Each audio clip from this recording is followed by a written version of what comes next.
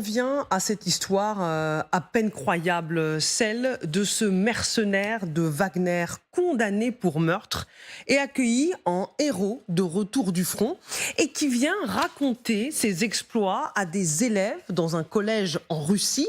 Il s'agit d'un chasseur de Wagner, mitrailleur d'assaut. Il s'appelle Alexander Raspravin.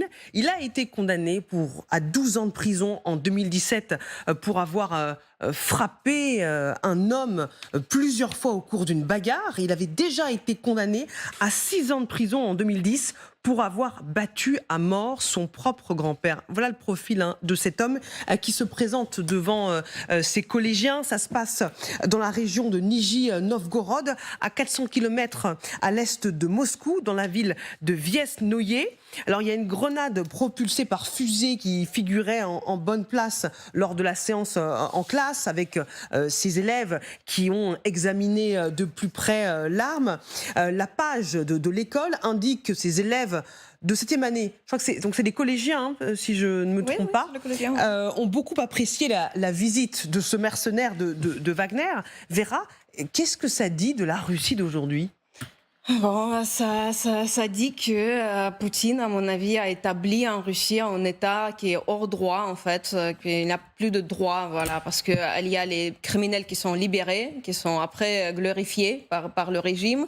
Et ça, bien sûr que ça aussi déstabilise la société, ça baisse beaucoup le moral, parce que, bon, c'est un cas dans tueur que vous avez évoqué, mais il y a des autres cas, souvent, on a mentionné qu'il y avait, à mon avis, déjà 2 dizaines de cas des tueurs qui ont été libérés par le régime et dont en fait les parents des victimes de ces tueurs, en fait ils étaient scandalisés par le fait que quelqu'un qui a juste il y a un an a tué leur fille ou leur fils, maintenant il est libéré et même il est glorifié par le régime, il peut aller dans les écoles, il peut se présenter comme un héros.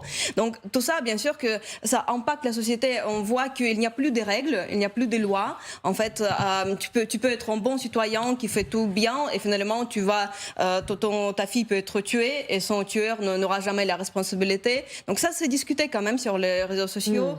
Je vois que ça impacte la société. La société voit que le régime d'aujourd'hui, c'est pas quelque chose de prometteur, ni pour eux, ni pour leurs enfants. Ce sont les héros de la Russie valorisés par Poutine ? Oui, c'est-à-dire qu'il en a eu besoin pour aller sur le front, donc il y a une reconnaissance de dette, entre guillemets, et puis c'est aussi la culture personnelle de Poutine. Hein. Il n'est pas très éloigné des gens qu'il a recrutés. Hein. À Saint-Pétersbourg, il était quand même dans son histoire personnelle, oui. renvoie à des choses pas forcément très glorieuses, donc à titre personnel, ça ne doit pas le choquer plus que ça, mais ça pose quand même un problème sur les retours, parce qu'il y a beaucoup de récidives, justement, oui. De la part de ceux qui reviennent. C'est pas seulement qu'ils ont été amnistiés, mais ils recommencent. Dans des villages, etc. Il y a eu des meurtres, des viols. Et ils ne sont pas inquiétés. Et ils sont pas vraiment inquiétés, parce qu'ils se prévalent, justement, de leur passage dans Wagner ou dans les troupes russes. Et c'est vrai que c'est un problème. Là, on est dans une zone de non-droit, et de caractère d'exception. Problématique. Claude Blanche-Maison. Oui, c'est l'invention diabolique de Prigojine, fabriquer des héros avec des criminels graciés, pour autant qu'ils aillent en effet risquer leur vie sur le front. Il y en a beaucoup qui y sont d'ailleurs restés, et ceux qui reviennent avec la gloriole de l'aventure. Et chez des jeunes, l'aventure, ça peut en effet avoir un certain succès, un certain appel. Et dans une société où en effet, sans foi ni loi, il y a plus de normes qui s'appliquent. Donc c'est assez concernant pour les jeunes qui subissent ce traitement indirectement, mais c'est pas très surprenant. Général, l'avis du général, justement, sur ce mercenaire qui vient faire la leçon à l'école aux collégiens. Je vais faire ça en 2 temps. Allez-y. Le premier temps, il a été envoyé sur le front, il en est revenu surtout, il a rempli la mission qu'on lui avait donnée, donc je dirais qu'une certaine forme de rédemption, peut-être, par rapport à ce qu'il avait fait avant. Ça, c'est le premier point. Deuxième point, il a quand même un passé criminel. Et comme il a un passé criminel, même s'il s'est peut-être bien comporté au combat, je pense qu'il n'est pas très sain de l'envoyer porter l'exemple dans les écoles. Et c'est là qu'on revient à la confusion des genres, peut-être plus que dans l'absence de règles, mais au moins dans la confusion des genres et une gestion très particulière de la valorisation de la violence, en fait. Oui. Puisque du début jusqu'à la fin, comme beaucoup d'autres, ce sont des individus qui ont connu la violence personnelle contre des civils au départ, une violence, je dirais, organisée et légale, entre guillemets, dans la guerre, et puis finalement cette violence valorisée et amalgamée devant des collégiens. Ça fait quand même beaucoup. Et là, je ne connais pas la finalité, comment le choix a pu être fait au sein, je dirais, de l'administration russe pour permettre à des anciens combattants, ce qu'on peut en soi, finalement, on peut leur être reconnaissant aux anciens combattants, mais avec un tel passé, de leur envoyer en exemple dans une école vis-à-vis d'enfants. Donc c'est peut-être vous avez peut-être la réponse. Ouais. Oui, Vera. Ouais. Est-ce que le CV précis de ce milicien mercenaire a été présenté? Officiellement, il est gracié. Non, ce n'était pas présenté, bien sûr. Officiellement, il était gracié. Il bénéficie de tous les droits que bénéficient les militaires russes, les volontaires qui se sont inscrits pour aller au front.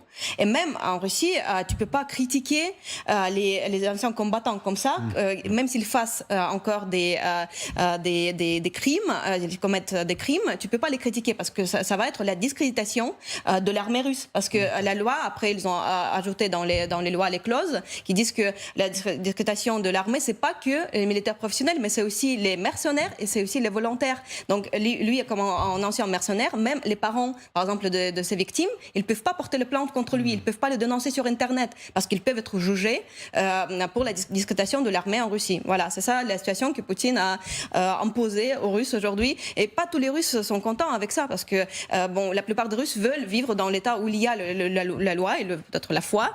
Ça dépend des convictions. Et ça déstabilise beaucoup la société. Je vois que les gens sont déroutés, ils comprennent plus qu'est-ce que dans les années qui viennent le régime va leur apporter, surtout à leurs enfants. Tous les retours que j'ai de la Russie, c'est souvent les questionnements, comment mes enfants vont vivre dans ce pays. Et c'est ça en grande question avec les exemples comme ça. Est-ce que la colère, justement, alors peut-être pas la révolte populaire, parce que c'était un scénario un peu fantasmé par les Occidentaux, ne peut pas venir de là, de cette Russie à qui on fait supporter de plus en plus de répression et qui, face au retour de ces meurtriers, de ces criminels, pourrait dire stop? Bon, la révolution, c'est compliqué comme procès. Et on sait que pour que la révolution réussisse, il faut les deux facteurs. Il faut qu'effectivement la population ne voit plus le futur, qu'elle est vraiment très mécontente.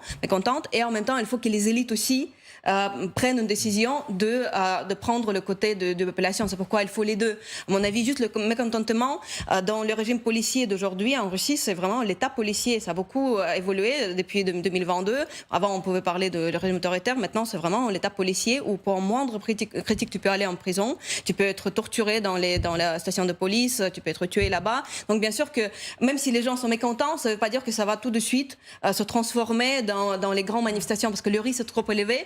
Et le système policier que Poutine a établi avec une énorme classe de gens, des hommes de force, qu'on appelle des siloviki, il peut quand même opprimer tous ces mouvements. C'est pourquoi il faut les deux. Il faut qu'il y a dans les élites, et inclus dans les siloviki eux-mêmes, qu'il y a aussi une sorte de l'impasse qu'ils voient avec Poutine, avec la guerre, avec l'économie et bien sûr de bas aussi de population. Il faut l'envie de changer la situation. Donc il faut deux facteurs qui peuvent finalement coïncider et aider au changement en Russie. Merci à toutes et à tous pour vos analyses précieuses.